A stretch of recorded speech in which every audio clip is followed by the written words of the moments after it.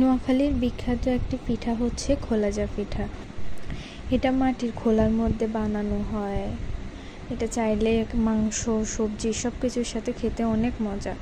এটা বানাতে অনেক সহজ। ফার্স্টে আমি চালের গুঁড়া নিলাম, তার মধ্যে লবণ আর নর্মাল পানি দিয়ে এটাকে কিছুক্ষণ ভিজিয়ে রাখবো।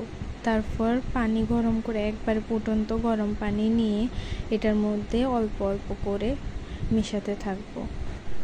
আস্তে আস্তে ফুটন্ত গরম পানি দিয়ে এটা সুন্দর একটা আটার মিশ্রণ তৈরি করে নেব।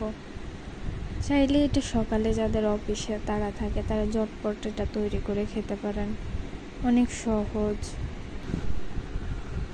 বাই দ্য ওয়ে, আমার আটাটা আমি খুব ভালো করে মিক্স করে এটা একটা সুন্দর মিশ্রণ তৈরি করে নেব। সামান্য আর একটু গরম পানি দিলাম, এরপর ভালোভাবে নেড়ে এটাকে মিশিয়ে ভালোভাবে এটা মিক্স করে এটার মধ্যে সামান্য পরিমাণে আর একটু নর্মাল পানি দিব। এরপর আমি এটার মধ্যে 2টা ডিম অ্যাড করব।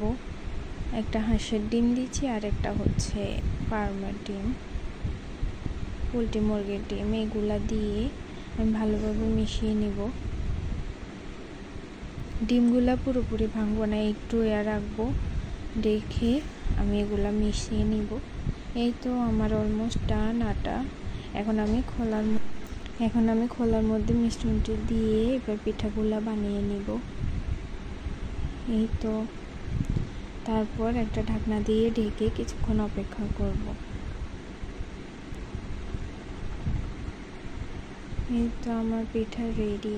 মাশাআল্লাহ, অনেক সুন্দর হয়েছে।